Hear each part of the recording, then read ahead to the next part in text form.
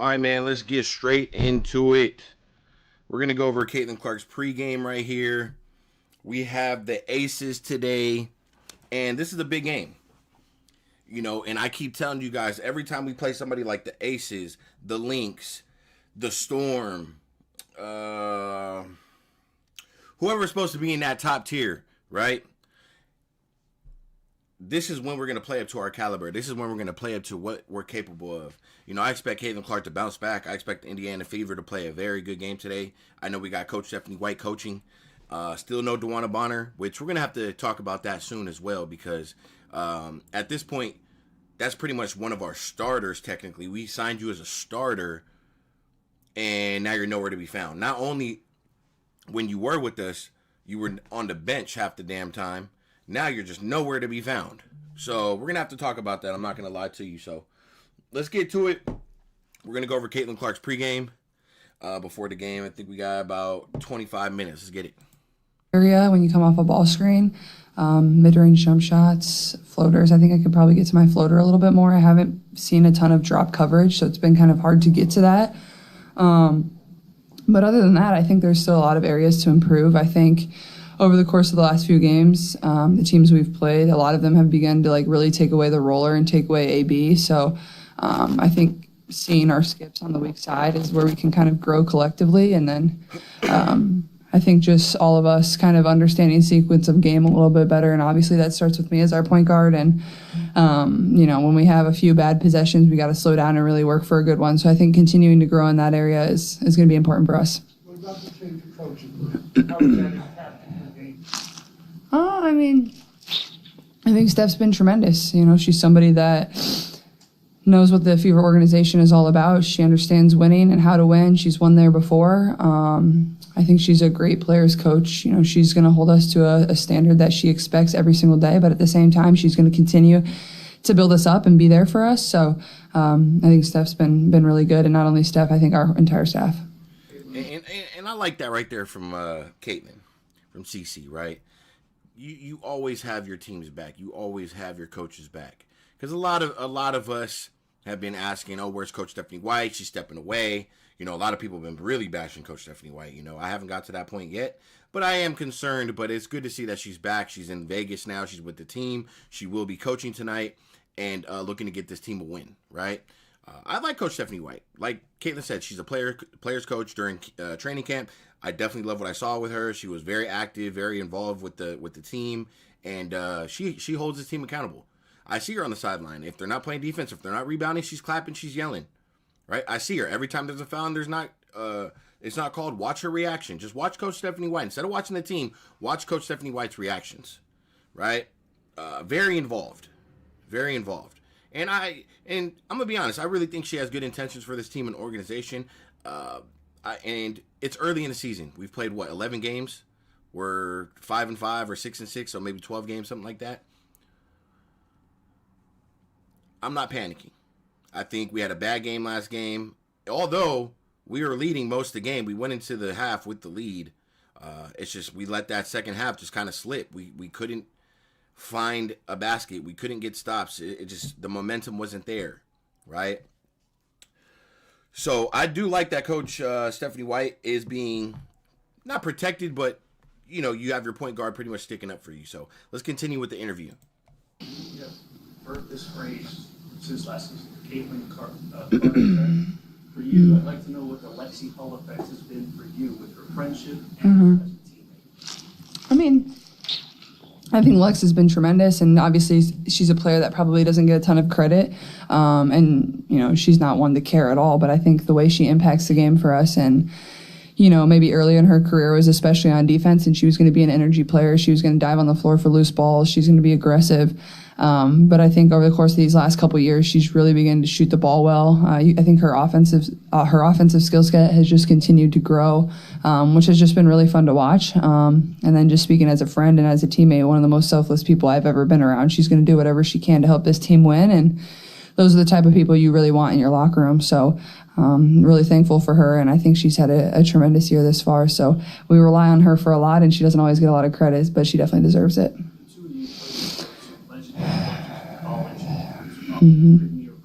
Yeah. That help mean, Tara and Coach Blitter are also friends, so there's like that to bond over too. I think, the way Tara and Coach Blitter go about things is very similar. They're going to hold you to the highest standard every single day. They expect you to go out there and compete and leave it all on the floor, and you're going to be part of a culture that is way bigger than yourself. And I think you can certainly see that, especially, when I first got to Indianapolis. That's always been evident with Lex. It's not about her. It's about what she can do for this team. Are you excited about Pacers Game 7? Yeah, I think we're going to be in the air. So we fly Delta, and sometimes they have the screens on the back of the plane, but sometimes they don't. So I'm hoping for the ones with the screens on back the chair, so I don't have to pay for the Wi-Fi. I'm a little cheap, but super excited. I feel good about it, and I thought they were tremendous in Game 6, and now it's a winners take all kind of game. So no matter which way it goes tonight, the type of season they've had has been absolutely incredible, and you have to appreciate that. And just super fortunate that I get to be in Indianapolis during this time, and we're going to be cheering for them really hard. The favorite they won games against the Aces last year without a win changed so much for both teams. For you, when you scout that this team, you're watching them. Yeah, I mean,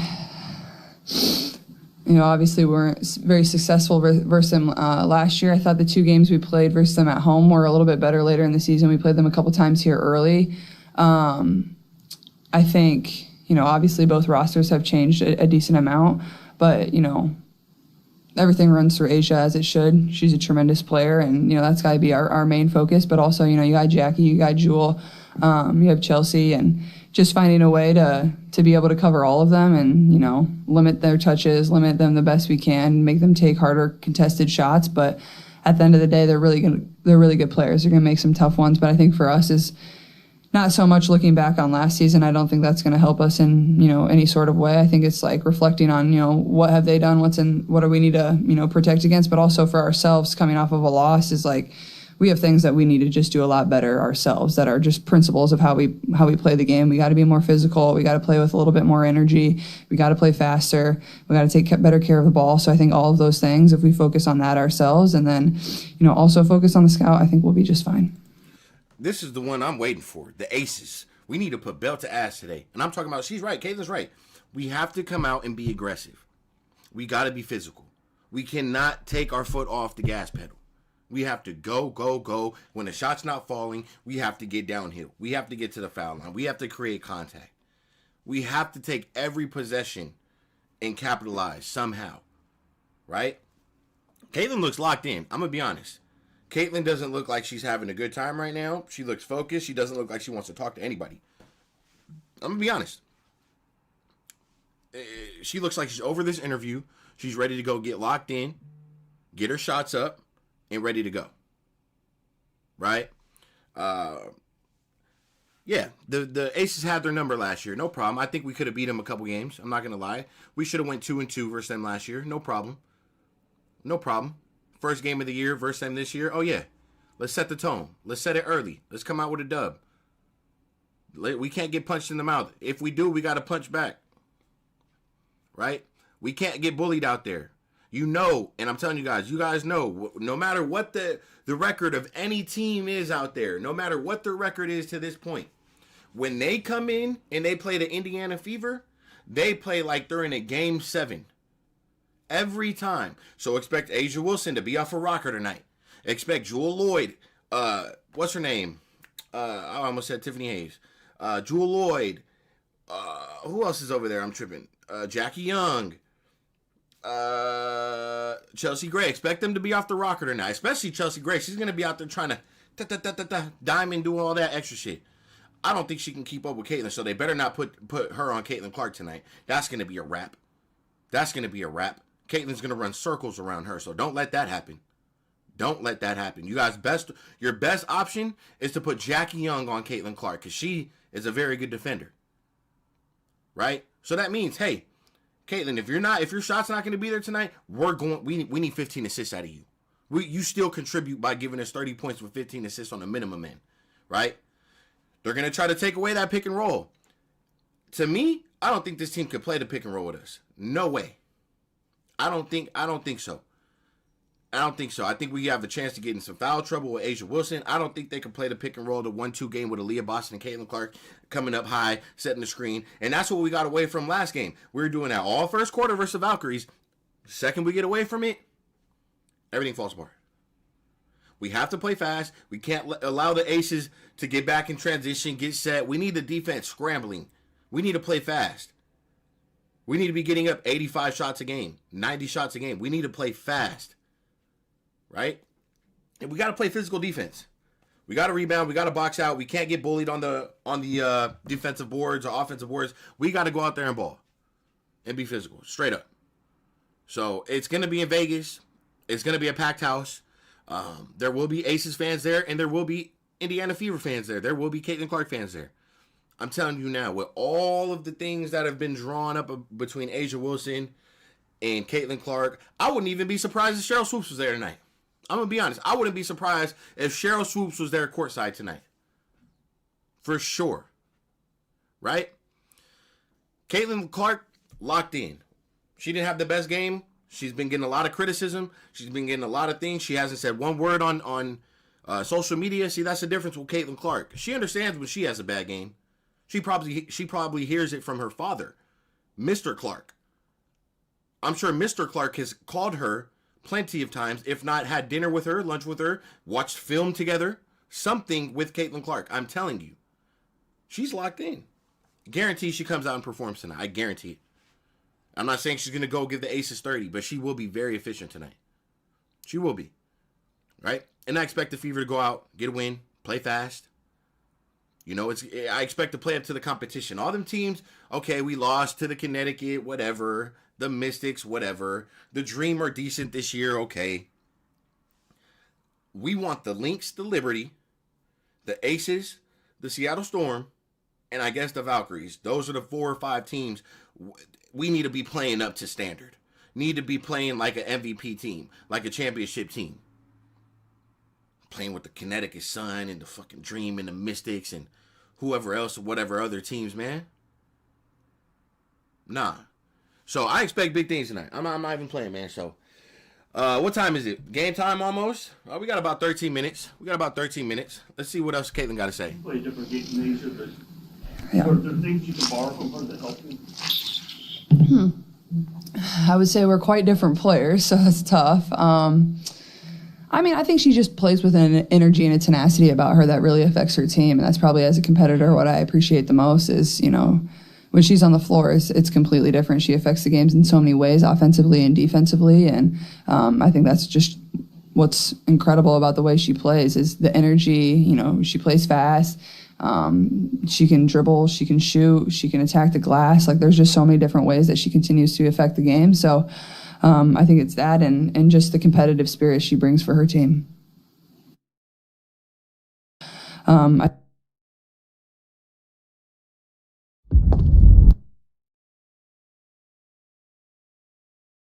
The last time Pacers were in the finals in 2000, I was in the stands.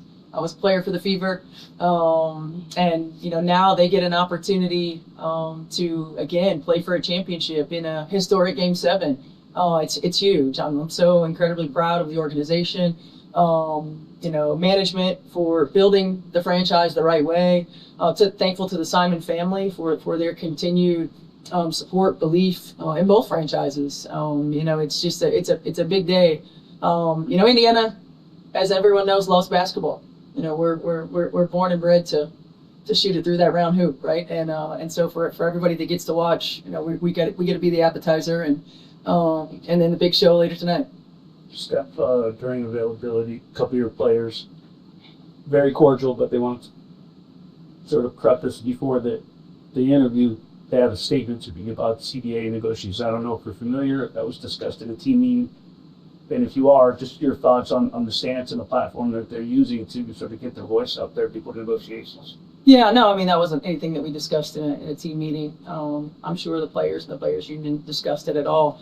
You know, I've been a part of this league for 25 years and was a part of the first CBA negotiation where really all we wanted, and Rebecca probably remembers this, was insurance all year round, right? To than having the ability to have your own hotel room, right?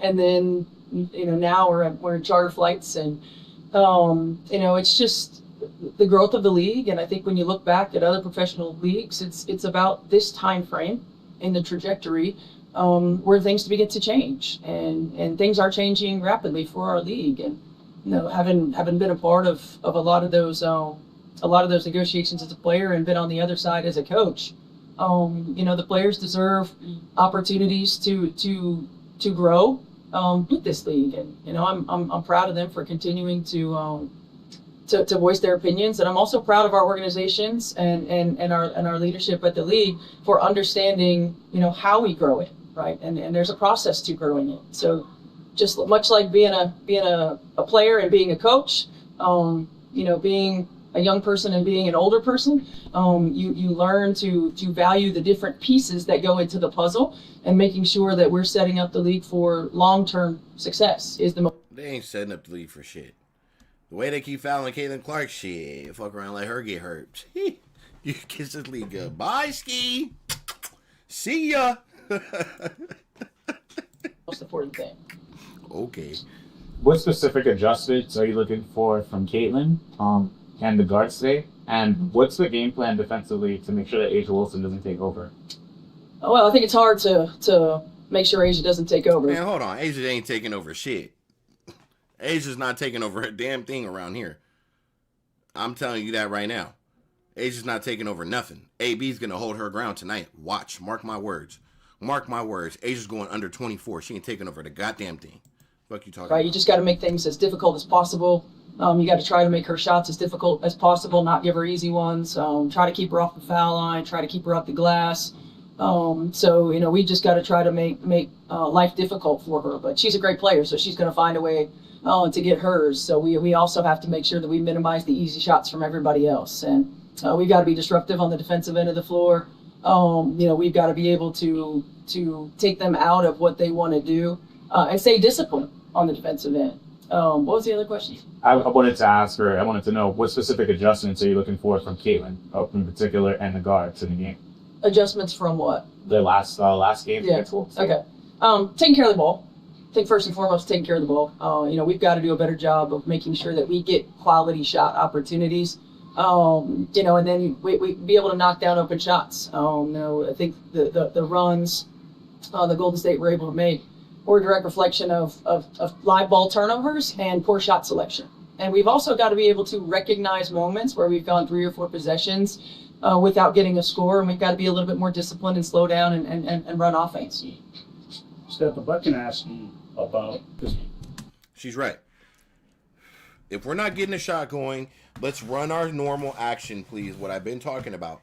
Aaliyah Boston, bring your ass up to the 3-point line. Meet Caitlin Clark. Run the pick and roll, please. And Caitlin Clark make a decision.